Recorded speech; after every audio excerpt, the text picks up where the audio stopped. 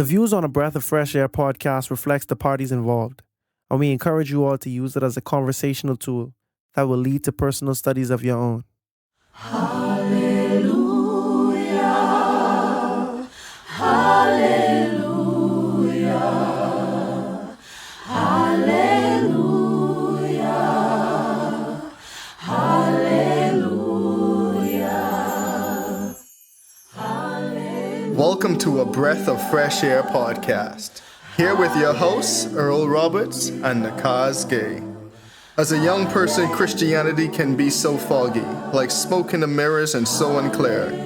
But we're here to bring you a breath of fresh air.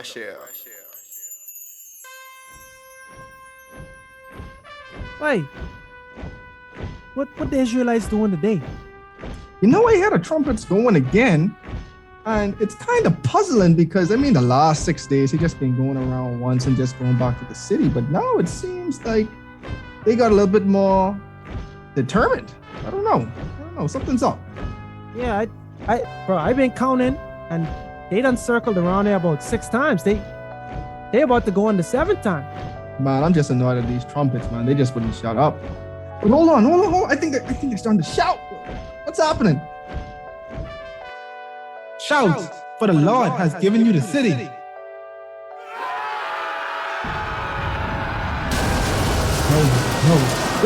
the wall is dropping.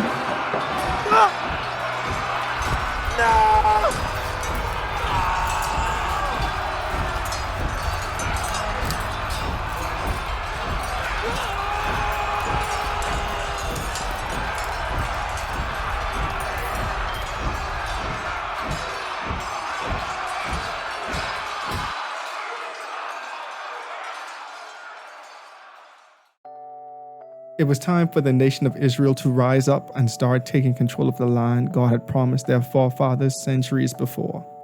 However, God was not going to do this in the conventional manner. He was going to give the nation their first victory in the most unfathomable way. In this episode, we are going to discuss the Battle of Jericho in Joshua chapters 5 and 6. Be blessed. All right. Welcome back to another episode of a Breath of Fresh Air podcast. Thank you all for tuning in this week. We appreciate the support. Just housekeeping items at the beginning. Like and share this podcast. Share it with a friend or family member. If you're on YouTube, definitely hit that subscribe button and that notification bell. Dang, I sound like a real typical YouTuber now. Hit that subscribe button and that notification bell to be notified when a new podcast drops. And also leave a comment. Helps out the YouTube algorithm a lot. And like I said, if you're listening in a streaming platform, take the time out of your day at some point to like and subscribe on YouTube as well. Really appreciate all the feedback that we've been getting. We appreciate all the support. And, we just want to help grow this thing by the grace of God and help to reach more people and just have a casual conversation about God and introduce people to the Bible. So we appreciate your support and helping us spread the message. And again, let's see, quick thought before we start, before we go back into Joshua. I think for me, what I've been going through the last couple of weeks, it's so crazy because, on the regular people who listen, it's been a couple of weeks before between this episode you guys are listening to now and the last episode that dropped last week, it's been literally like almost a month or two. But in the last couple of weeks that we haven't actually been recording, it's just been a good time for me to sit back and reflect on all the goodness God has done. And I think sometimes, like there's a verse in the Bible, be still and know that I'm God. It's either in Psalms or Proverbs. I don't have the verse right in front of me, but I think sometimes we get so lost in the hustle and bustle of life that we don't take that time back to reflect on how good God has been to us. And it's kind of fitting right now how we're going through the children of Israelite story. And we see time after time of how God has delivered them, provided for them. But it seems like right after that, we have this, what have you done for me lately mindset. Like God has brought us through many valleys. Some of us probably, he's brought us through more valleys than the mountaintops. But at the same time, when we look back, we can say, yes, God, you actually did bring me through that. You have worked that out for me. You have provided this job. You have provided money when I needed money. You have provided food. You got me out of circumstances that I felt like I couldn't gotten out of. And then sometimes it's good to just take a step back, even when you're in the midst of it, even when you're in the midst of the storm, just to say thank you, God, reflect and just have praise and gratitude. Because I mean, for me, I'm guilty of that. So sometimes I'm just so in the hunt, so focused, so I'm goal oriented, goal driven that I don't take a step back and just be still and reflect on all the good things God has already brought for me. So that's my thought. Kaz, you want to add anything to that? Man, God is good. Even if we think about last week's episode, we were kind of emphasizing what God emphasizing, that you need to be strong and courageous. And one thing that was so interesting to me, and I just had to share this on the pod, was last episode I kind of mentioned how Joshua is now he's now embarking on a new journey. He has a new job. You feel me? And I'm just thinking, like, he's probably nervous. And so the text doesn't say that he's nervous, and it doesn't imply that he's nervous, but for some reason the Lord keep telling him, be strong and courageous. If you read Joshua 1, God probably said that 4 times, like 3 or 4, maybe even 5 times, the exact thing. Be strong and courageous. And on the part I mentioned that I felt like God was talking to me, but it was a still small voice telling me that. And when I say small, it was so small to the point where I thought that I was making that up in my mind. Like, bro, come on. You, Joshua, 2 different people, 2 different scenarios, 2 different missions. You are going to make a living for money, bro. This guy, he was leading the Israelites. You understand? Like, he was literally about to go about the Lord's work. I felt like at that moment while I was saying this on the pod, because we didn't rehearse that at all, and that was like completely straight off the top. I was thinking, bro, this a reach. And what's so funny was I felt like he was talking to me because I was starting a new job. I was starting a job in accounting, which I went to school for, but I had not worked in my field for my entire career. And I was nervous, and God was basically trying to tell you, bro, be strong and courageous. So it was like a month until I start my new job, and I keep telling myself every day, be strong and courageous, be strong and courageous. On the day of my first day on the job, it's so crazy. I go to orientation, school. I get set up in the system, everything. I meet my manager. She gets me a laptop for work and everything. As we're leaving, literally, I have my information, my credentials already set up. Now it's time to go to work. As we left, the center where you get the computer, the door opens and we go to the elevator, and on the elevator is a screen in Deuteronomy that says, be strong and courageous. So crazy. Cannot make this up. And it blew my mind. And even then I said, this has to be a coincidence. Like, you know why? Because we read Joshua, but this was Deuteronomy saying, be strong and courageous, right? I think it's Deuteronomy 28:10. I'm probably wrong, but that's what I think. When I went and checked the text, bro, Moses was literally talking to Joshua, telling him what the Lord was saying, to be strong and courageous. So by then it's like, bro, if you can't accept this, bro, you don't want to accept this. You know what I'm saying? And to me, bro, this is my testimony, because I have not been in a scenario like this in a while, where I know for sure that I had made the right decision that the Lord was telling me to make, and there's so many uncertainties. And I feel like I created these uncertainties. I allowed doubt to cloud my mind, and I wasn't very persistent in reaching out to the Lord and really devoted and trying to listen to him. Like, I was kind of trying to make my own judgment. Truthfully, I chose this because I felt like this was the best opportunity for me to grow. But it wasn't that I was saying, yeah, I know God is telling me to do this. But after the fact, he was saying, bro, you got a new job, be strong and courageous, because I'm about to do great things to you. And I accept that and I received that. And it's just interesting because this is another example where I see myself in the text. This isn't an apples to apples comparison, but I'm seeing a guy who has now new responsibilities, and he's in a transitional phase, and he's reminded that, bro, by God, that I have your back. I literally have your back. And just to recap on last episode, because we spent a lot of time with this intro. Last episode is basically the first 4 chapters of Joshua. God was kind of instating him as the new leader of Jerusalem. And he was basically telling him, hey, I'm about to set you up the same way Moses was set up. So all of the respect that Moses had in the surrounding Canaanite countries, you are going to have that, you know? So there's no reason to be intimidated by this job or to feel like Moses was such a great leader and to feel like you are inferior, because literally everything I've done from Moses to make Moses be the person that he is, I'm going to do for you, you know? And yeah, that's basically chapter 1 through 4. Well, chapter 1 and 2, basically. Chapter 3, I can't remember, but somewhere along the lines, they sent spies to go infiltrate. They sent some spies in, yep. And then you had They crossed. so they sent some. Then chapter 3 is when they crossed the Jordan. So when they sent the spies and they came across a lady who was Rahab, a lady of the night, like a lady of the night. Yeah. So Rahab essentially helped them, and she saved them because she protected them against the people of Jericho who actually wanted to kill them. She let them down, and they made a promise with her. And they said, when we come back and destroy this town, if you put this red rope in the window, you'll be saved. So that was the promise. And then after that, in chapter 3, the people of Israel, they crossed the Jordan River. And then chapter 4 was when Joshua brought the people together, and you see how they actually crossed the Jordan River. And we've seen how God was saying, you need to be strong and courageous. And we see how all the Canaanite kings, after the children of Israel finally made it to Canaan, we see how all the Canaanite kings along the coast heard of the Lord had trotted the Jordan River before the Israelites until they crossed the crossover.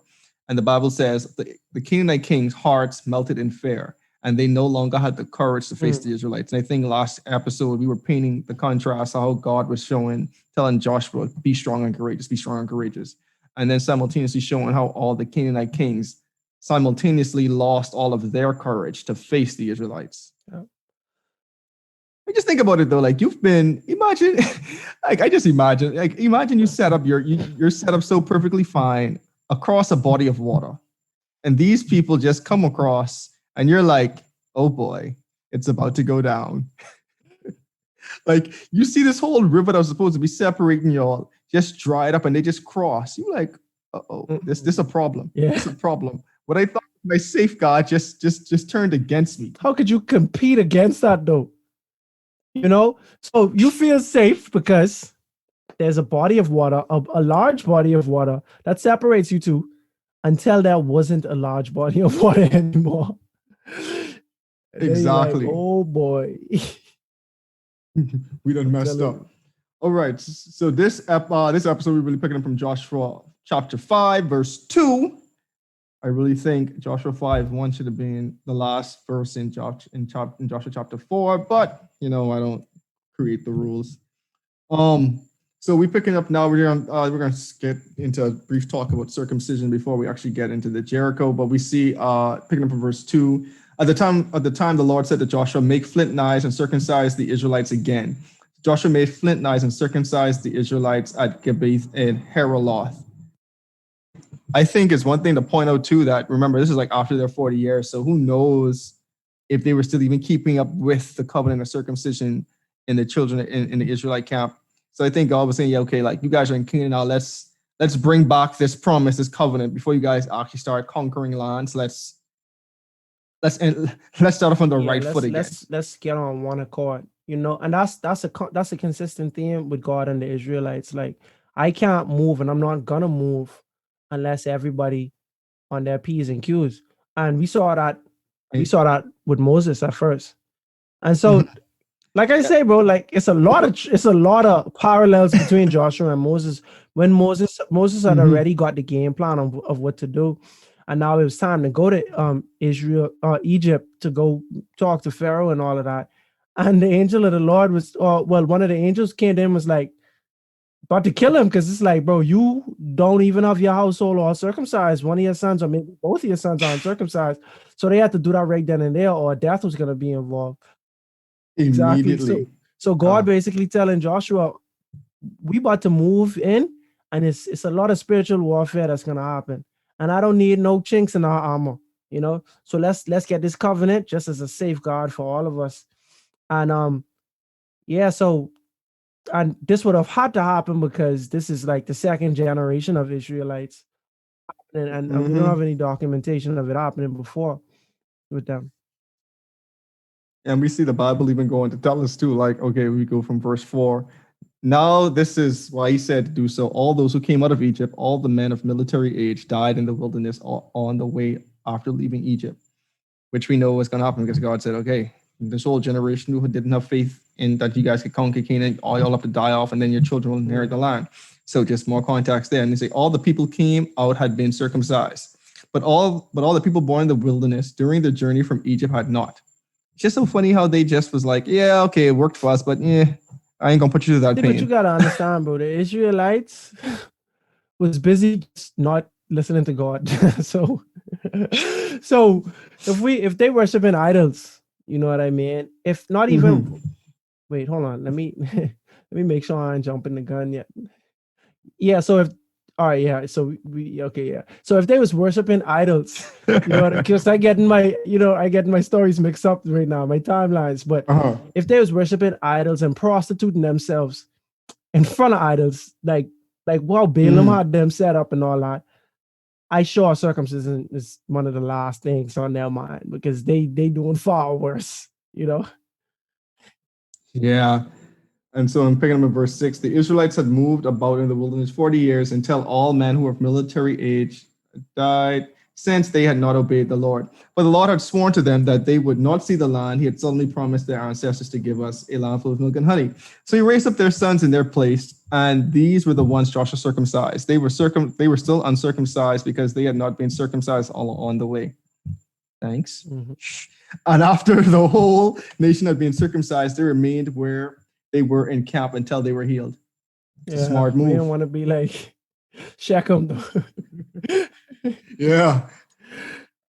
I really wonder, like, if they were telling these stories to like each other back then, or were these like just recorded afterwards?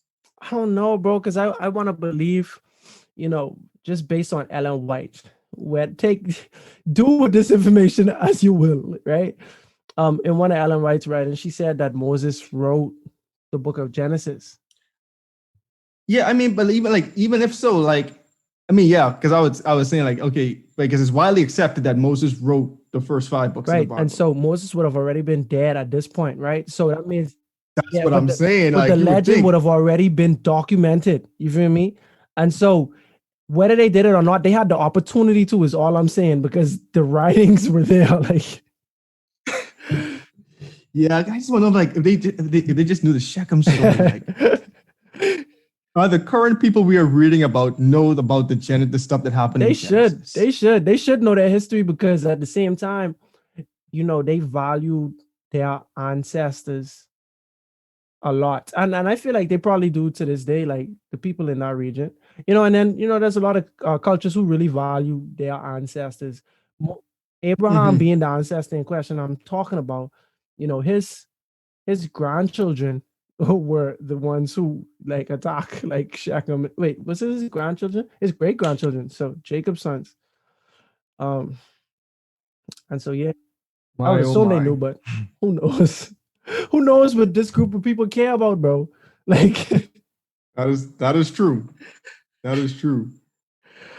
Okay, so I think we're in 9. Yeah, then the Lord said to Joshua, "Today I have rolled away the reproach of Egypt from you." So the place has been called Gilgal to this day. Here's that, to this day again. And then verse 10, on the evening of the 14th day of the month, while camped at Gilgal on the plains of Jericho, the Israelites celebrated Passover. The day after the Passover, that very day, they ate some of the produce of the land, unleavened bread and roasted green. The manna stopped after this day. They ate this food from the land. There was no longer any manna for the Israelites. But that year, they ate the produce of Canaan. I mean, it makes sense. Like, they're no longer in the wilderness. I want to say something, but I don't really have a point. But I still want to mention this. A lot of things have been happening around the time of Passover. It's like significant things always happen during this time, bro. You know what I'm saying? Like, I'm probably gonna forget about something that happened while they were in the wilderness, but we know the literal Passover, you know, the first time. Now this time when they enter in the land of Canaan, this is a milestone, bro. You understand what I'm saying? This is a milestone. of course, Jesus was crucified during the time of Passover. These just a few things that I'm thinking just off the top of my head. But at the same time, even when we read the Torah, when they talk about the Passover in Exodus, they say this is a sign that should be kept in your hands and in your forehead. You know, that's what's it called? Hebrew. That's a Hebrew term that's commonly used. You understand, for governing your thought system, your thought process, and the work you do. And we can see how they are literally keeping this Passover. There's something that never changed, you know, like they implementing don't worship idols, but you can see where they break that law many times. There's many laws they break, but this Passover one, they definitely keeping it. And it's a lot of like moments in time that could be associated with during the time of the Passover. I made to even to make it more personal. The reason why I think they celebrate that Passover is because it really celebrates their freedom. As ironic as that sounds, just because and the reason I say it's ironic is we see how many times they complain to go back to Egypt. But that really celebrates their freedom. Because think about us, like in the Bahamas, we still have our Emancipation Day. Like we celebrate that, and we've been removed from slavery for several generations now. Segregation and racism, that's a different thing, but like slavery itself, like it's been abolished for a good long time now, but we still celebrate Emancipation Day just because we know like what that means for our people. Like this, we were free people on that day. And for them, the Passover symbolized when they got their freedom back from Egypt. Like we were no longer slaves on this day. So I think that's why it holds so important for them. They're like, yeah, that's our freedom day. True. You won't lie at all. But this gonna be like a case study of mine. Just looking at all of the significant. Another one of your case studies. You know, I go. You're gonna need to hire an assistant just to keep track of these. Bro. I can need like an analyst. Hey, what we did say? What's our score in jewelry? What's our score in alcohol? Real dog. Oh my.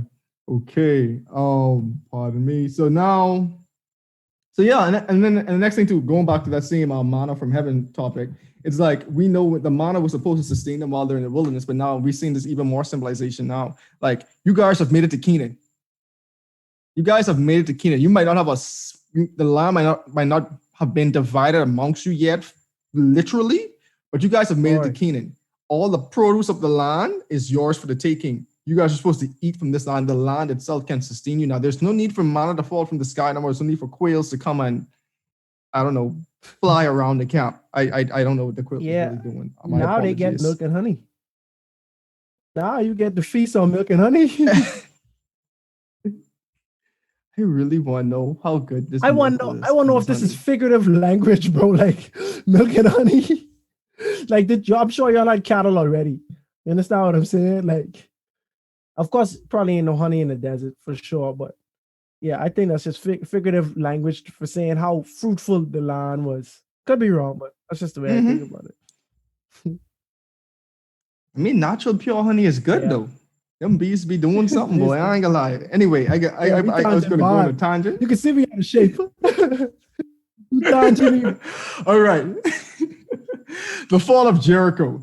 That's where the story gets interesting. Okay, so in verse 13, now Joshua was near Jericho. Remember, Jericho was the same city that the two spies encountered Rahab in chapter 2. He looked and he saw a man standing in front of him with a drawn sword in his hand. Joshua went up to him and asked, "Are you for us or are you for our enemies?" Now, I know Joshua was always told to be strong. I just was thinking that. Because, like, I don't understand, right? We gonna get into this answer in a bit, right? But guys, if I see someone in the middle of the road already drawn, bro,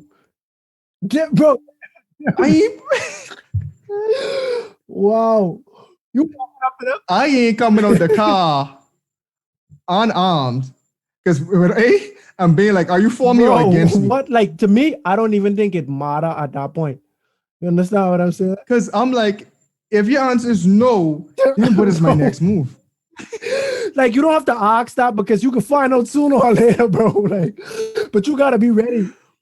But I don't know. Maybe these guys, they had such honest war rules You understand what I'm saying? That you can't sneak attack no one. You have to make them know for sure. We fighting or whatever. But I know I looking at Joshua and Joshua is someone who is a warrior. You understand what I'm saying? So he probably looking at this different. Like Joshua probably think I can take this person, or I probably well off regardless of what he say. You understand what I'm saying? So let me just find out before I assume. Yeah, I just was like, how this man, like he just boldly approached him. I guess that courage really settled in pretty quickly. And then we see the person responded neither. He replied, but as commander of the army of the Lord, I have now come. So that's interesting now. So now this person who you approach boldly, ready have their swords drawn. You ask him, you for us or against us? No, the person says I'm neither. playing your game. Hey, I control you, this bro, truck. I ain't in your little game what you're talking about, bro. But as commander of the army of the Lord, I have now come. And to me, I'd be like, so you ain't That's on what my side, bro. then? That's what I'm saying, bro. That's what I'm like. Am I not a soldier for the Lord, though? Like, you know what I'm saying? Like, if you was the captain of the army of the Lord, like, I don't fall under that no type of way. You know what I mean?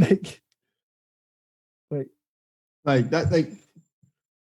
But then I guess it was saying too, like, are you on my side or not at the end of the day? I think that's what we're really trying to get across. Because I mean, no matter what, like me being on your side is almost irrelevant. Or you need to be on my side. Because he's saying, I am on the winning side. You about to go fight this Battle of Jericho, but this is a bigger fight I dealing with, bro. Like, this is a petty thing to me right now, bro. Like, this is I ain't trying to be distracted by your Jericho fight right now. I have a more serious point I trying to make. You feel me? And then to get onto the more important part, then Joshua fell face down on the ground in reverence and asked him, what message does my Lord have for his servant? My Lord have for his servant. Then in verse 15, the commander of the Lord's army replied, take off your sandals, for the place you are standing is holy. When was the last time we heard this exact phraseology? At the burning bush. At the burning bush. Yeah. So that's a second parallel. And we ain't really keeping count, but just making an observation. No, we ain't had your sister yet. So this another parallel. So we see where, the covenant of circumcision was essential in that just even when they was about to enter this new territory. And then we also see where God himself had to send a message to Joshua. And at the same time, it was at a place of holy ground that he did so. So like I feel like Joshua is really just being acclimated to everything. Well, he's kind of being molded in the same way that Moses had been molded, So Joshua got the kit. He got the starter kit to be the great leader of Israel, The starter kit if there ever was one. All right. And so now something like kind of I want to point out too is that going back to the whole, like, I guess revisiting the whole 13, 14, 15, since we have it in its totality right now, is like we see first Joshua approach this unnamed character. I was like, are you for us or against us? Right? Person said neither. I've come. Person said neither. That means I ain't on your side and I ain't against you. Right? But I've come as the commander of the Lord's army, I've come to you. Now we see Joshua fell face down in reverence, essentially submitting to this person. And he said, what does my Lord have? And to me, that really shows like total submission to God right there. Like, yeah, I'm supposed to be the big bad leader, not bad, but figure of speech. I'm supposed to be the leader of the children of Israel. I'm supposed to be their commander in chief, terminology, lack of a better word. But now I know for some way, somehow we're supposed to conquer Jericho. I really don't have the slightest clue how we about to do this.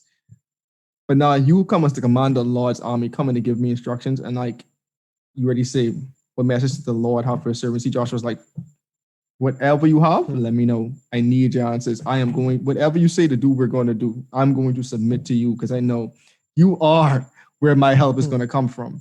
So, and to me, that's just important too, like just important part to point out, like, Because we see in chapter 13, he was super courageous, super like, yeah, I'm ready to figure if you fight enemies, I guess we're gonna have all of the smoke. We gonna have these problems. For sure. But as soon as he figured out it was God, it was like, oh, almost like a change of attitude that you almost could miss. He was like totally submissive after that. It was like, oh, this God, okay, cool. We don't have any problems up in here. Let you know right now, bro. I here to worship and serve you. Just say the word. Just say the word. All right. So now we're going to Joshua 6. Now the gates of Jericho were securely barred because of the Israelites. No one went out and no one came in. And to me, this goes back to how Joshua 5 started. Well, starting so in verse 1, we said, their hearts melted in fear and they no longer had the courage to face the Israelites. And so we know Jericho would have been like the first city that they would have reached right across that river. So Jericho was right there standing, looking at them. And so now we see the people of Jericho. I don't know what they were called, Jerichoites. That's what I'm gonna just term them as, Jerichoites. The Jerichoites, they barred their city gates even before the Israelites entered. I guess as soon as they crossed the river, they were like, "Yep, we're first on the chopping block." Okay, yep, no one in, no one out. And then again, they already knew, like, yeah, we already had spies in here, so they might have been a little extra paranoid, saying they already know how our city operates. So then we see, then the Lord said to Joshua, I've delivered Jericho into your hands along with its king and its fighting men. I just want to point this out again. We seeing they ain't do nothing yet. They ain't do nothing yet. Like, even though chapter 6 started off, just paint the picture of how Jericho was already secure. They ain't do nothing yet. This angel of the Lord, the commander of the Lord's army, is still talking to Joshua. He's saying, guess what? I've already delivered Jericho into your hands along with its king, along with its army. It's already done. It's already done. Like, y'all ain't even get ready for battle yet, but the city's already delivered into your hands. But here's what I need you to do. March around the city once with all the armed men. Do this for 6 days. Have the 7 priests carry trumpets of ram's horn in front of the ark, and on the 7th day, march around the city 7 times with the priests blowing the trumpets. When you hear them song a long blast on the trumpets, have the whole army give a loud shout. Then the wall of the city will collapse and the army will go up and everyone straight in. If you was Joshua, how would you feel when you heard this? Your honest reaction. Bro, I'd be hype. I'd be hype. But you know what I'd be feeling? Don't mess this up, bro. You understand? This is my first mission. You understand what I'm saying? Like, this is my first mission as leader, and this is a big job. Don't mess this up. But from you tell me you already deliver the city and the fighting men and the kings in my hands, I hype, bro. Like, I am hype, bro. Like, I on cloud 20. Like, I ready. Like, I am ready, bro. Cause like I'm a warrior. This is what I do. Like, that's like you playing competitive sports and someone already assure you that this big team that's so hard to beat, bro, y'all got them in the bag, and they can assure you of that. Like, and it's the truth. You going there with all type of confidence, like you trying to do stuff that you never even try to do because you feel like there's no way I can fail. It's like I just go there with the freedom because I have the certainty that we are victorious in all of this. And it's funny because the Lord, the captain of the army of the Lord said this. But even from Rahab's side, they were scared from Moses' time. We hear about how Moses, that's what Rahab telling the spies. We hear about what Moses them do. And we hear you all coming back. And we melted with fear. That's why she betrayed her own country. Just for her freedom. You know what that is? Rahab really sell them out though. Rahab really sell them out. Funny, bro, but because it's like in Rahab defense, right? But it didn't make no sense. All us dying, bro. Someone gotta tell the story. It didn't make no sense. I die with y'all, bro, because y'all could die. Someone gotta tell the story from the Jerichoites' perspective. Man. I mean, but it's like she sell them up, like you say, for the right cause. I'm like, God, y'all? These people, they just walk through. We have seen what they done to Egypt. It's so funny because Egypt was quite a ways away, but all these Canaanite kings knew what happened in Egypt. They knew what happened in Egypt, and it was like, okay, this is seeing people like for no technology, word really got around fast. Oh yeah, it's crazy. And what's so funny is like this story's so ancient. This before all of the well-known ancient kingdoms that we popularize today. Like this before the Rome, this before Greece, this before Persia, this before Babylon, well, King Nebuchadnezzar and Babylon. Like this so ancient. And the reason why I said that, the reason why I like want to paint that picture out, because like back in like when these big empires started to come on earth, that's when we got like more like cohesiveness in this region with more like, okay, male men carrying mail to different places and stuff. But I'm like, this is before that, but these word just got around fast. That was essentially my point. Word got around fast. Because think about it. When they defeated Egypt, I can't remember the names, bro. And I need to do better at trying to memorize who these people are. But you remember, like, they just was in the wilderness and one of the Canaanite clan sneaked them from behind, come like they trying to kill them. So then you wipe them out. You understand what I'm saying? And bro, it was like the Moabites or something. You feel me? And then so you could just know but Israel. You could know but Israel. Like I ain't gonna lie, like for real, like because Israel, they already win so many battles in historic fashion, but then they take a big L 40 years prior, you know? And the people make a mockery of them because they saying, yeah, Guardian, your Guardian saying nothing. But now we see 40 years later, our God back and he riding for us again because he was riding for us before, and that was because of what we do. But he riding this time. They're back with vengeance. All right, so picking up in Joshua 6, verse 6. So Joshua, son of Nun, called the priests and said to them, take up the ark of the covenant of the Lord and have 7 priests carry trumpets in front of it. And he ordered the army advance, march around the city with an armed guard going ahead of the ark of the Lord. Now, if you was these people in the army, how would you feel? As Joshua would be hyped. In the army, I'd do it, but I would have probably like a little slight reservation, like, we just gonna march? I'd be like, cool, I ain't gotta fight per se, but we just marching around the city. It's just supposed to just get like a morale, like a pep talk, like we got this, guys, let's go. Like this is a fair tactic, this is an intimidation tactic. I think Joshua would have had to been a strong leader and keep his people hyped during this time, like, it's a method to this madness, and make sure they know that. You understand what I'm saying? And make sure they know, oh, we can get busy. We can get to work, but we just got to do this first. You understand? So it's a little odd, but yeah. And then to me too, is also kind of interesting too, because like the ark doesn't normally go with them into battle. They usually like leave the ark behind, because I mean, that's Israel's prize possession, because it was literally where God dwelled among them. So like it's to me it was just so to me it was how the angel essentially tried to say that, well, God essentially saying, you know what, with this victory, I'm going to make sure you guys know this victory isn't from your hand. The command of the arm of the Lord is here. I already tell you, the battle is already yours.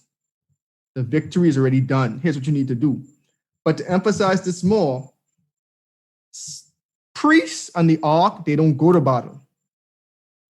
So the matter of fact, they essentially leading this charge, which y'all are they like the main center point in this charge, going around me trying to put the emphasis on saying, guess what? This battle is the Lord's battle. Y'all are just, I don't want to use the word pawns, but y'all are just instruments. Yeah, instruments in bringing about this victory. But this victory gonna happen with or without you. Yeah, and truthfully, that's literally how God gets down, you know, and that's the point of it all, you know. I just look at my little nephew who is not a year old. Imagine him getting up saying he gonna cook and do all these things. It's laughable. You understand what I'm saying? Because you have parents who are your providers, you know, in the same way how We are God's kids, and he is our provider. And the difference is he knows the beginning from the end. He knows he knows every reality and every outcome of every action that you're about to make. So how you know that? It's like we don't know enough to take things into our own hands. We can make strong assumptions and sometimes we are right. But at the end of the day, if you want to move and be as efficient and to live in your purpose and to just do this, just live to your potential, you can't do that without God. Like you can't accomplish these things without God. And you and God, y'all can, or two y'all can occupy the same space. Someone got to be the leader. You understand what I'm saying? And somebody have to be the instrument.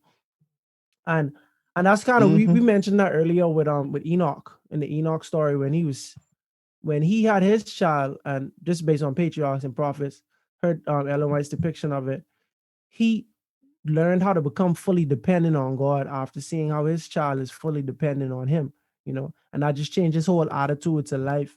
And that's what God basically saying, yo, all of these things, Moses ain't do these things before, bro. And so neither will you. It's me every time, but I can't work in you if you being pessimistic or you being scary.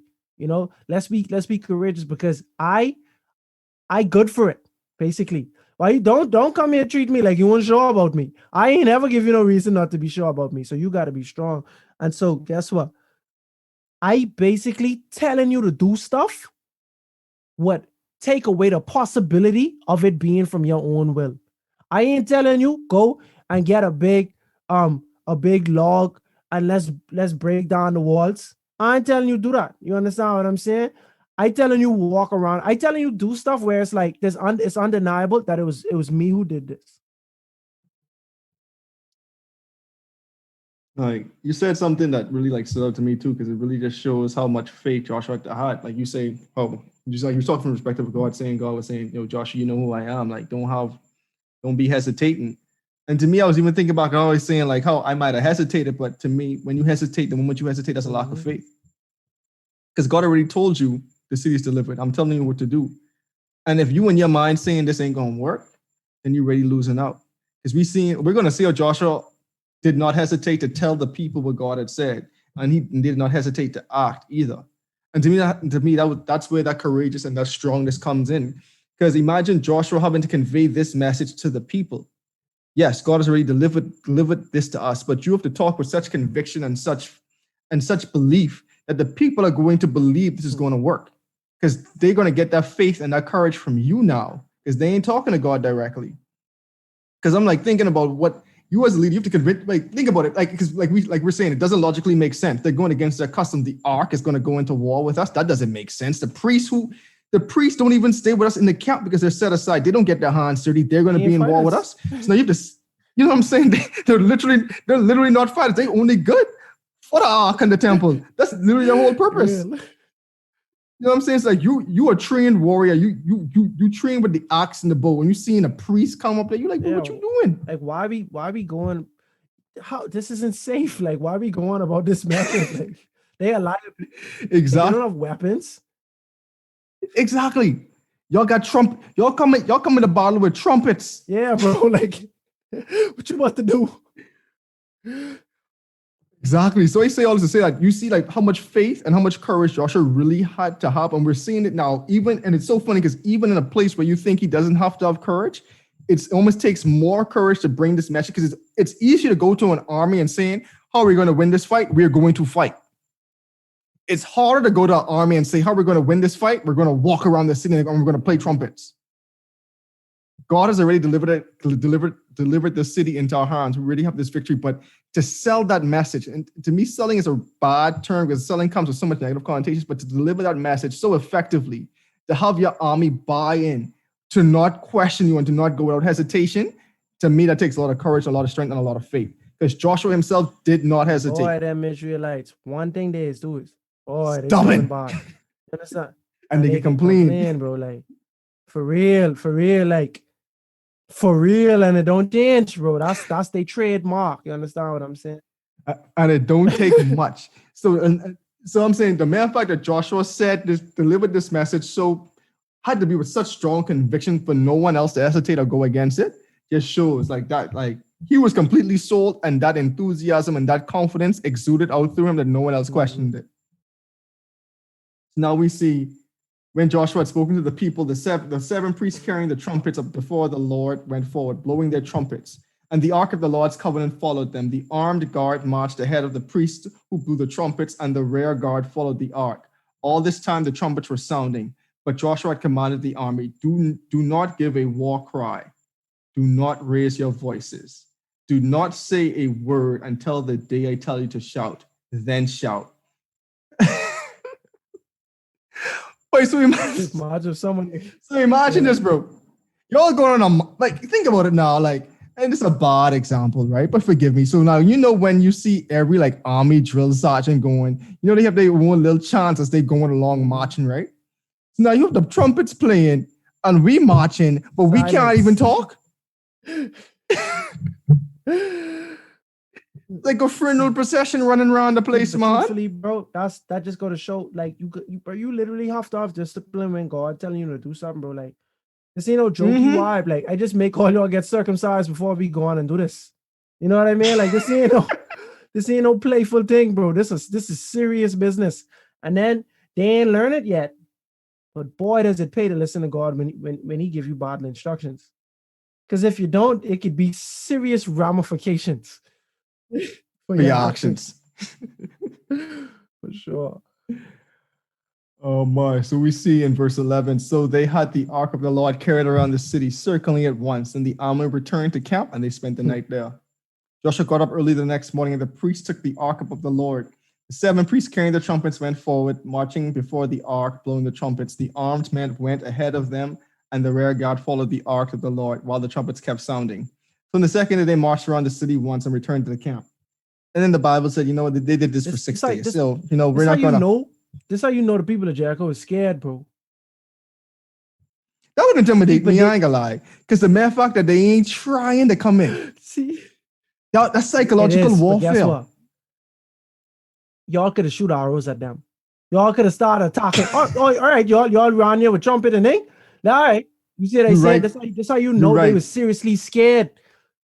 Because these my enemies for sure. I know why y'all are here. It's no secret. Y'all coming to fight us, right?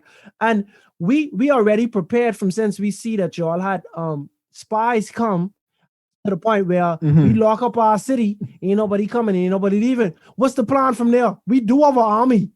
You understand what I'm saying? And my thing is, thinking from the king of Jericho perspective, right? I trying to figure out how intelligent he was. You got spies.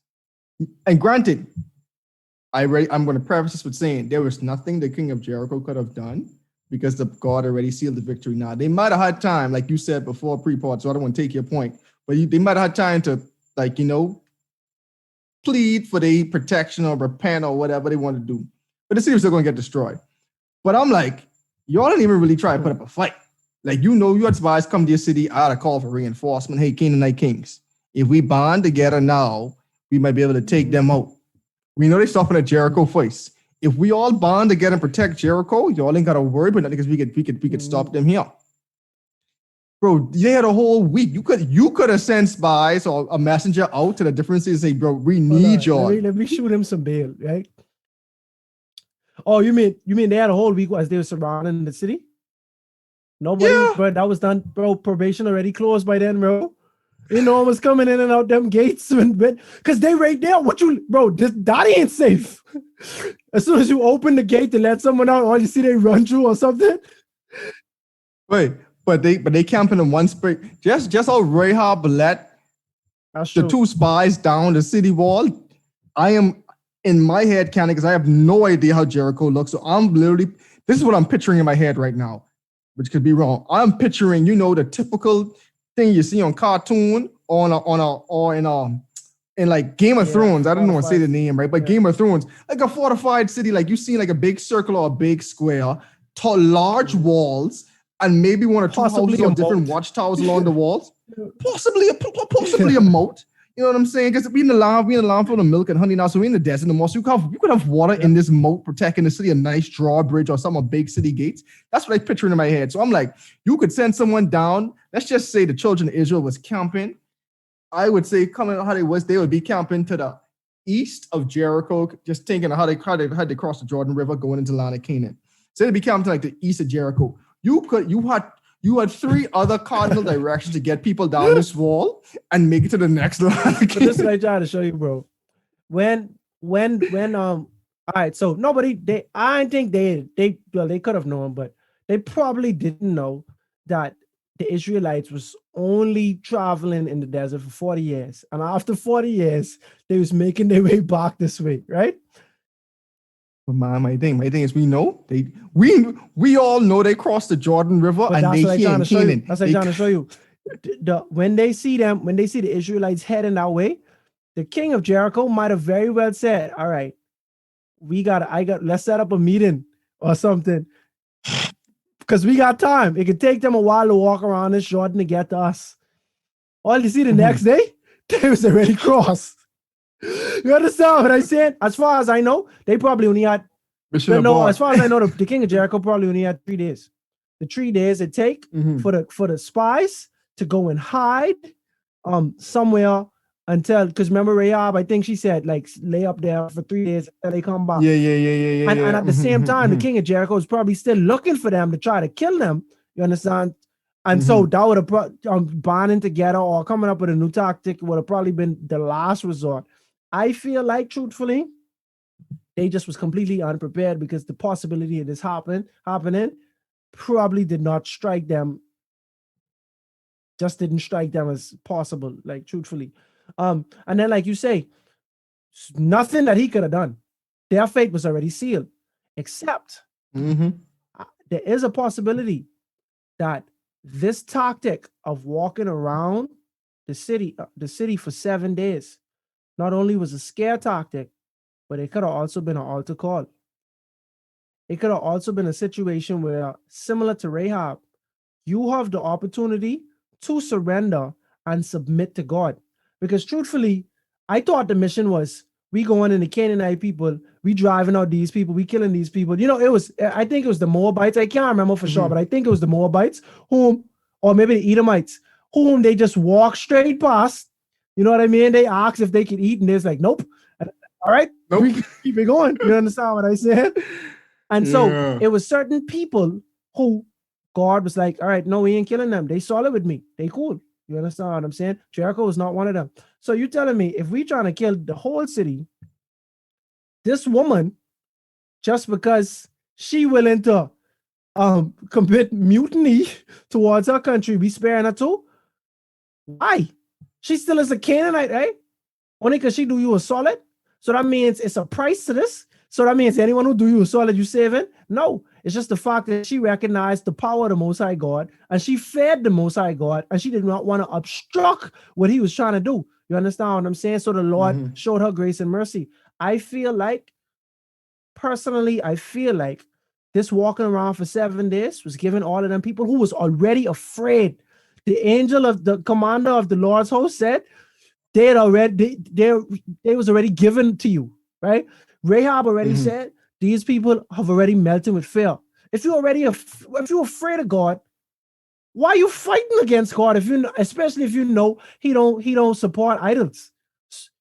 Why don't you take this time to realize your God is the real God, or your God is the superior God. So we're gonna submit to you. You understand what I'm saying? And I'll admit, from a humanistic standpoint, that's a long shot, because if you and I are at war, bro, it takes so much. You really have to be the bigger person.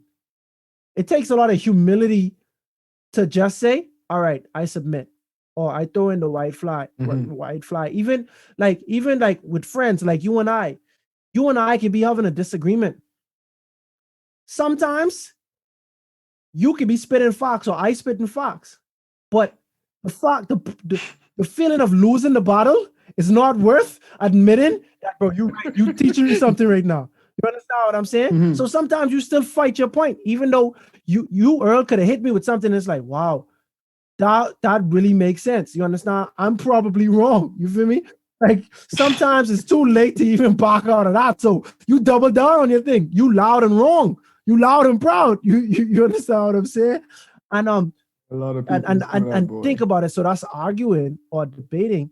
Imagine when it's fighting. Imagine when it's life and death literally involved. So I can see how it takes a lot, but truthfully, is it worth your life? Is it worth your salvation?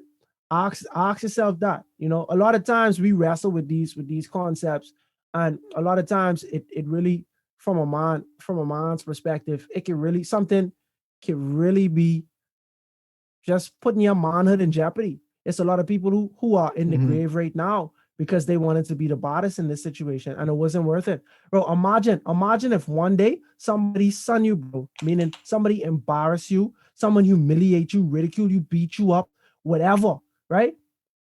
And they beat you up as opposed to you fighting back and end up losing your life, right? Imagine what is worth it, bro. Are you willing to just not live again? Just end your life for the rest of your life, put all your family members and friends through that type of pain over having one bad day where you just feel low and you feel humiliated? Because truthfully, you can bounce back from that. You have years you can bounce back from that. You understand what I'm saying? You have opportunities to just not care. You have opportunities to do bigger and better things, but it's like you don't have that opportunity when you die. So a lot of times, like the stances people take or just the battles people fight is really not worth it in the grand scheme of things. But sometimes it takes a lot of wisdom to even accept that, you know. And truthfully, if you ask the king of Jericho, if like especially if people value their life, is it worth it? Like if you had known that I surrender and actually accept the most high God who is God, and I could have lived a full life and I could have actually keep my life, they probably would have done differently. I feel like if we could talk to people who have died, they would have definitely done things differently in order to save their life. And I personally feel, and I could be wrong, bro, but I don't know how we could prove this truthfully. I feel like walking around for 7 days was just a reminder. It's like Noah and the ark. He preached for years. You understand what I'm saying? He preached for years, preached for years, preached for years. And these things was a reminder that something gonna come one day. You understand what I'm saying? And so by the time it was the 7th day, and it's a parallel here because he stayed in the ark for 7 days too. But by that time, probation had already closed for sure. Like the Lord had shut that in, nobody could have get in that ark. You understand what I'm saying? But by day 7, it definitely was too late, you know. And to me, the 7 days reminded me of something else in the Bible. We ain't get to the story yet, but I'm gonna just, I guess, talk about it now a little bit. But it reminded me of Naaman the leper from the perspective. I'm talking about the perspective from the Israelites now because I'm just want to exemplify how much faith walking around for 6 and 7 days actually meant. So, story of Naaman the leper. He was paraphrasing this way in the Bible. We gonna take us a while to get it. But he was in charge. He was in charge of one of the armies, or one of the kings, or something to that effect. And it was either Elisha or Elijah, one of the prophets.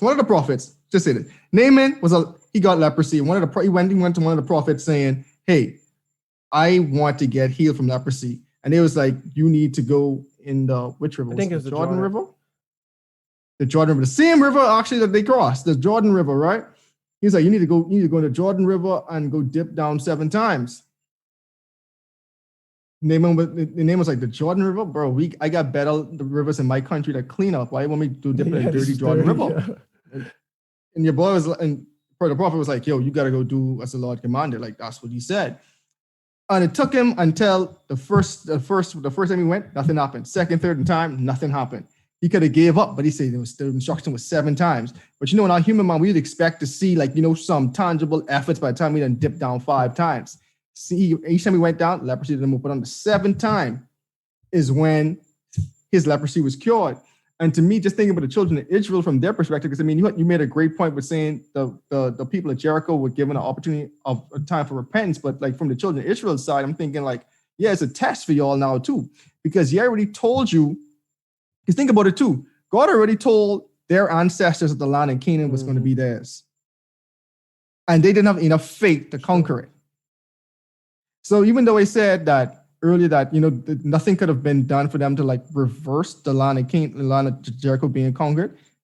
To me, they still had to act in faith with God, because likewise, nothing stopped the children of Israel from entering the land of Canaan but their own faith. Bro, Remember, even with Balaam couldn't curse them, but they could curse themselves. So this is the same. So I'm saying to say this now. They had 6 days. That took faith. Because one day to listen to they had to listen to Joshua, and they had to listen to God. It took endurance. I don't know how big Jericho was, but they had to walk around it each a day, and on the 7th, they had to walk around it 7 times before they could shout. And this was silent walks. Like we said again, this was silent walks. So y'all walking around. The only thing to make noise is the trumpets. And we didn't even know the trumpets was making noise the whole time, because they just say blow them at the beginning. So they might have started to watch, hey, march time. So we marching around. And then to me, by the 6th day, you might have had all that hype and you still doing this now because you acting out of faith. But now you thinking that you really start to analyze that, yo, this is a big wall. Could we actually do this now? I'm not saying the lack faith, but you're really saying, like, this is a massive wall and nothing's been happening. This wall really sturdy. How are we really going to make it through there? So, I mean, in that they might even realize how helpless this was, and it's only through God that they could win. So I'm thinking about, like, it took them, they had to have faith, they had to have the courage, and they had the endurance. And during that 6 days of silent marching, all that's really going to settle in and be exemplified, because on day 5, especially how they were doing something that, quote unquote, doesn't make sense. We're supposed to conquer this land, this new city, and we're not fighting.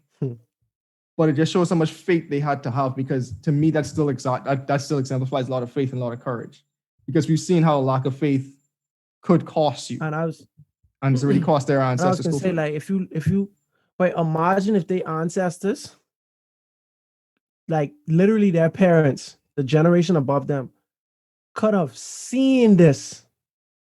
All of them would probably be sick to their stomach if they realize how easy it would have been for them to enter the land of Canaan. Bro, you know what it is? It was Joshua and Caleb. They come back based on their convictions. They say, we could take them. And the other 10 spies spread a report that was so bad that it put fear in the entire Israelite community, to the point where they was ready to kill Caleb and Joshua and them, And all you had to do was walk around something 7 times, blow a trumpet, and then just be there, and you could just kill them. What? Like, if they could watch this and see how easy it was, like, I know they'd be sick. Like, wow, that's crazy. That's crazy. You know what I'm saying? And truthfully, because you brought up a good point. You understand what I'm saying? Like, the Lord has given them this, but you could mess it up. You understand what I'm saying? So while they was walking around this for 7 times, they could have messed it up. But by the grace of God, they didn't mess it up, And that lead us to verse 15. Yeah. So, and it came to pass on the 7th day that they rose early about the dawning of the day, and compassed the city after the same manner 7 times. Only on that day they compassed the city 7 times. Oh, on that day they circled around the city 7 times. Let me change from the King James version, bro. Yeah. So in total they marched around 13 times. 6 the previous days before, and the 7th day they marched 7. So 6 plus 7, 13. And then in verse 16, the 7th time around, when the priest sounded the trumpet blast, Joshua commanded the army, shout, for the Lord has given you the city. The city and all that is in it are to be devoted to the Lord. Only Rahab, the prostitute, and all, my word. That's a title, though. It's like Joshua, son of Nun, Rahab, the prostitute. Yeah. And all who are with her in her house shall be spared. But because she hid the spies we sent. But keep away from the devoted things, so that they will not bring about your own destruction by taking any of them. Otherwise, you will make the camp of Israel liable to destruction and bring it into trouble. All the silver and gold and articles of bronze and iron are sacred to the Lord and must go into his treasury. Now, that portion that we just read is going to be very pivotal for next episode. So stay And tuned. it's interesting. Go for it. It's interesting to point out that this was verbalized. You Mhm. understand? This wasn't something that you just assume we shouldn't do. Like this was direct instructions. You know, like keep away from the devoted things, so that you will not bring about your own destruction by taking any of them. All the silver and gold and articles of bronze and iron are sacred to the Lord and must go to the treasury. Boy. Spelt out pretty Perfectly, crystal like clear. even if you don't care about God or if you don't fear God, it say, bro, you will do if so that you will not bring about your own destruction by taking them. It's so funny, like how we read in the Bible now, and we're saying, no, like some of these, your punishment is pretty Bro, crystal clear. Like when we was reading, like in Deuteronomy, when Moses was giving like his final speech, we were like, we see the curses. What will happen if you don't follow God? He ain't. Yeah. Bro, he spent like a whole chapter just talking about the curses. Like the blessings was like, yeah, you do good, this gonna happen to you. But if you mess up, boy, that was a long. That was a long. Very long and detailed. Very long and detailed. And it's funny because he ended up making a song. Like, let me document all of this because it's like I tell you all this, but I know what's gonna happen. You understand what I'm saying? And it's funny because, like, if you understand the New Testament and just the things that the Israelites have, the Old Testament, sorry, and the things that the Israelites have endured, it's like you could really trace that right back to Deuteronomy, and you don't have to question why. Like, the Bible does a good job of mentioning how the Israelites strayed away. Like after this point, the first time when they ended up in Egypt. The Bible don't quite mention how they end up in Egypt, but based on context clues, you can understand how not how they ended up in Egypt, but how they ended up enslaved in Egypt, But ever since then, it makes it very clear how, especially since God gave them rules, it makes it very clear how they broke those rules and they end up in this situation. And this is another rule, This is to be devoted to God, and this is similar, bro. It's like y'all just entered Canaan. This is the first fruits. You understand what I'm saying? It's like when God was saying how Israel is his firstborn, and Pharaoh, your firstborn is gonna go if you don't let my people go. These are first, like these are first offerings of sacrifice that the Lord requires, and it follows a similar concept of other offerings that you have already made. This is not, bro. This is a no-brainer. Like everything in Canaan is yours. Right now, we're saying, like literally right now, this isn't even a every time thing. Right now, we're saying, yo, we on one mission. We destroying the city, and the things like the gold and silver, we giving an offering to the Lord, So I'm just glad to see that this was verbalized, you know what I'm saying? Like it leaves no room for interpretation or room for error. All right. So now in verse 20, when the trumpet sounded, the army shouted, and the sound, and at the sound of the trumpet, when the man gave a loud shout, the walls collapsed. So now we've seen all the hard work has paid off. The 6 days previously marching around once. The seventh day we marched around 7 times. We shouted, the trumpet sound, and the walls collapsed. To me, I'm just picturing myself standing at the walls of Jericho and just seeing these massive walls again. I already told you how I'm picturing Jericho. Just imagine like this big 25-foot wall just falling down in front of you. Like, wow. Like in sheer awe, because we literally did nothing. Sucks, bro. That sucks. Imagine if you was one of the people who was like, you on the wall to look out and stuff like that, like crumbling. That sucks. And then we see, so everyone charged straight in and they took the city. They devoted the city to the Lord and destroyed with the sword every living thing in it, men, women, young and old, cattle and sheep and donkeys. Joshua said to the 2 men who had spied out the land, go into the prostitute's house and bring her out, and all who belong with her in accordance to your oath with her. It's also like interesting how Joshua was like, yeah, you guys made an oath, we're going to honor it. Like you guys made the oath, like, not me. Yeah, like, you know what I'm saying too? Like, it's still like we honor, because like, who told you guys to make this oath? Like, ain't that y'all could have do to get out done? Yeah. But it's like, like she spared you guys and she looked like she following the law. We're gonna honor this oath. Now we see so the young man who had done the spying went in and brought out Rahab, her father and her mother, her brothers and her sisters, and all who belonged to her. They brought out the entire family and put them in a place outside the camp of Israel. Because we know the outsiders were staying in the outskirts. So of the camp. wait, but hold on. With that being said, right? Mm-hmm. We could see how it's actually common, bro, for outsiders to join the Israelites, because they've often talk about this, you like in the Torah they talk about you got to do this, and as well as the foreigner dwelling among you. It's like they say that, and you could brush across that. But if you try to really analyze what they're saying, where does foreigner come from? Y'all in the desert. You understand what I'm saying? And y'all approaching Canaan. Like y'all the only people who follow the Most High God as a people. All of these people, they probably pagans. They probably Egyptians. All of them. You understand? They're more than likely Egyptians. And so, hold on. Didn't we destroy most of Egypt? You understand what I'm saying? Like we killed their firstborns are dead for sure. Ain't no firstborn alive in Egypt. You understand what I'm saying?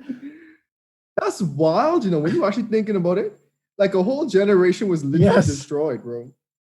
I know this is a tangent, right? But think about it, like a whole generation was literally destroyed because all the firstborns. I mean, it's like any female who was around at the time, like you either got to marry a generation above you or a generation below you. Like, wow, that's crazy. Oh, that's like firstborn across the board. All generations, bro. Firstborn of all generations. Like you could have just been born that year, and that's my first child, and you done. That's wild. But, anyway, check out our plagues episode. Sure. But what I'm saying is, we can see where people who are against God and who have been historically against God and afflicted the people of God and really making a mockery of God and who have aroused God's wrath and are subject to death because of all of these things are receiving mercy. The foreigner dwelling among you. I feel like to me, it proves that if you could accept God, you don't have to, because truthfully, the God of the Old Testament is painted and is going to be painted as a no-nonsense type of brother. You understand what I'm saying? Like killing all type of people, bro. Like I'm killing you, bro. But then in the New Testament, we see this other God, this other branch of the Godhead, who is Jesus, who is peace and love, or turned out a cheek. How does that make sense? You understand what I'm saying? And so it's like definitely you can arouse God's anger. And we've seen, bro, we could go into how these Canaanites and stuff, they was doing child sacrifices and all type of crazy stuff, prostituting themselves and the people of God to idols. Like these were a lawless type of people. They didn't have no morality because they didn't serve a God. They serve an inanimate object. You understand what I'm saying? And so they infuriated the Lord's anger, and this is the result of that. You are going to die, like you are going to perish. But guess what? You don't have to. Isn't that crazy? This is two nations for sure we can show. I can show you Rahab from Jericho, and I can show you Egyptians, or if we just assume people who in the surrounding countries of the desert who would have been foreigners. There was foreigners dwelling among them, and now Rahab is another addition to the foreigners dwelling among them. And I just feel like it ain't always have to be a narrative of, oh yeah, God just didn't like these people or they worship different, and so he killed them. No, y'all had every opportunity, just like the people in the days of Noah had every opportunity to get on the ark. And I feel like this is another case study. I feel like we're gonna see, well, God giving you an option. You understand what I'm saying? But you ain't taking it, and you ain't seeing it as an option. You might be seeing it as a war tactic or a war mind game, and you just fighting the conviction that you feel, like the fail. You trembling. That's the Holy Spirit telling you, bro, y'all in trouble. You guys are in trouble, but you don't react to it in the way that can actually get your life and your soul saved. That just kind of reminded me of that, just seeing that Rahab was going to dwell with the other foreigners among them. Oh, and our family, yeah. Yeah, and our family. Powerful. Where From were verse we? 24. 24. Yeah, then they burned the whole city and everything in it. But they put the silver and gold and articles of bronze and iron into the treasury of the Lord's house. But Joshua spared Rahab the prostitute with her family and all who belonged to her because she had hid the man Joshua had sent as spies to Jericho, and she lives among the Israelites to this day. To that day. At that time, Joshua pronounced a solemn oath. Cursed before the Lord is the one who undertakes to rebuild the city Jericho. At the cost of his firstborn son, he will lay its foundations, and at the cost of his youngest, he will set up its gates. So essentially, that curse says, you build this city, you and your offspring will die. So the Lord was with Joshua, and his fame spread throughout the land. The Lord was with Joshua, and his fame spread throughout the land. And to me, this just goes back to how Deuteronomy was going and how Joshua was going too. In Joshua 1:9, be strong and courageous, for the Lord is with you. And now we see he was strong and courageous. The Lord was with him. And now his name is spreading throughout the land of Canaan. All the all the Canaanite kings are now saying, oh, the Israelites are now in Canaan. And they're led by this guy, Joshua, son of Nun. And this guy ain't nobody to this play ain't with. Moses, bro. This guy going to war. Because Moses, I don't think Moses ever get to go to war for real. Like they had a couple battles, some little petty stuff. You understand what I'm saying? But this Joshua guy, oh, this is a different brother. Yeah, he built different. He built different.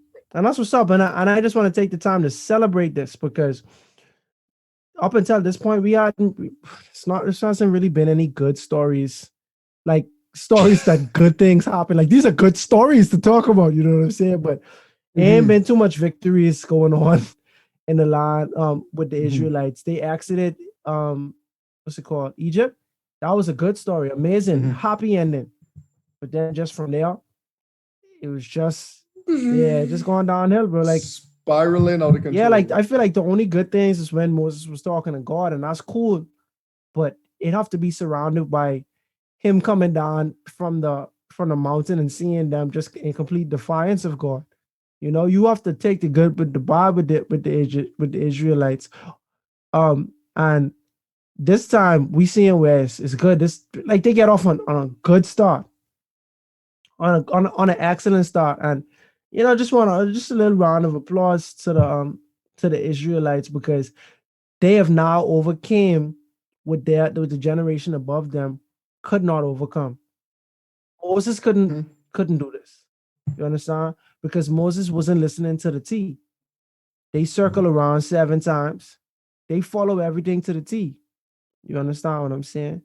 And I know I just really appreciate how Joshua's starting off because it's like you read the Bible, Genesis had a lot of good stories. You understand? And it ended off on a perfect note or amazing note.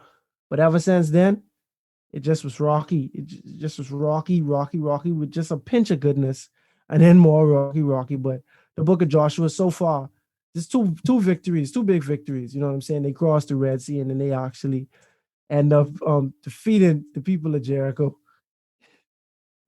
Oh my, don't mind me laughing. I just know how the Yeah. story ends. No. See, and that's why I taking the time to celebrate.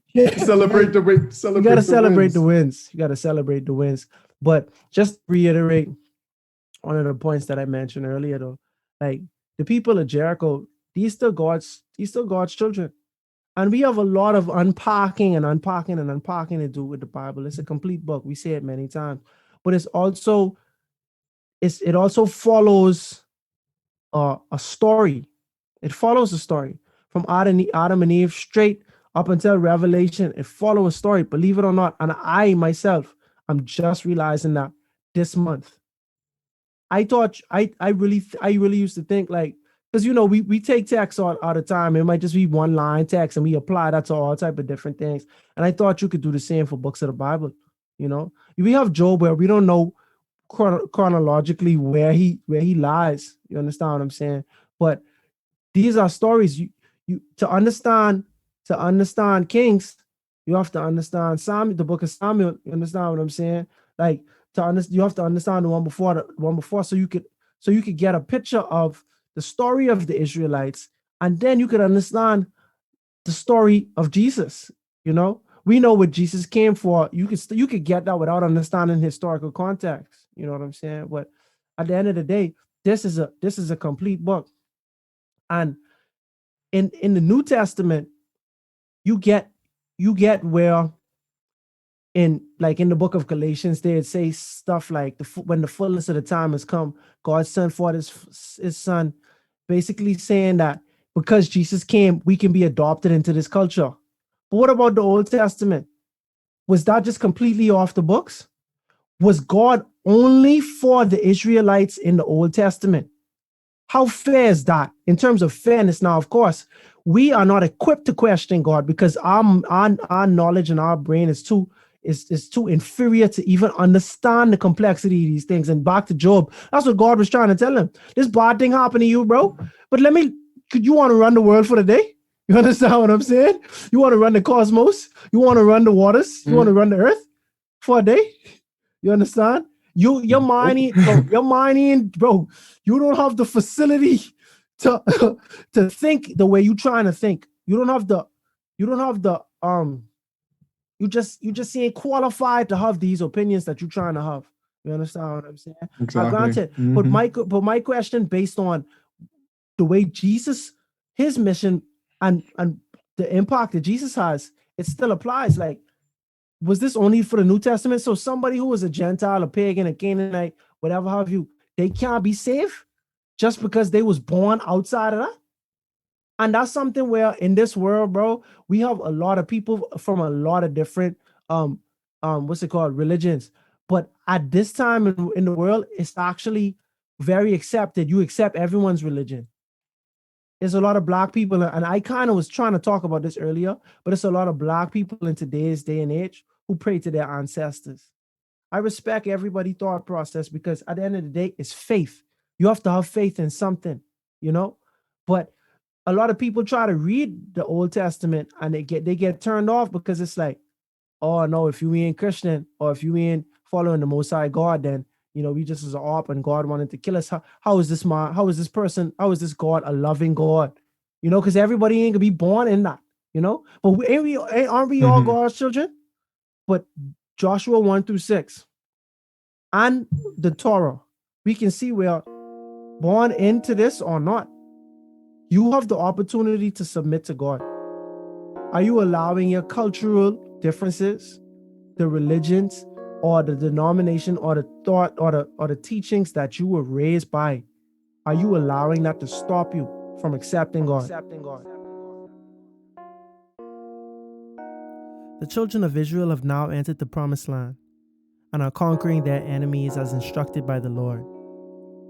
Their first victory was against the city of Jericho, and all of the spoils of conquest were to be dedicated to the Lord. But let's just say there was someone who didn't quite get the memo. But we'll talk more about God's wrath and Achan's sin on the next episode of A Breath of Fresh Air. Tonight's episode included voice acting by Jayden Roberts, as well as your hosts, Earl Roberts and Nakhaz. Remember to go ahead and research on your own in order to get a more firm understanding of tonight's episode. And if you enjoyed it, make sure to like, subscribe, and share with your friends. You can follow us on social media at A Breath of Fresh Air Pod on Instagram and BOFAPOD on Twitter. Thanks everyone, and we'll see you next week.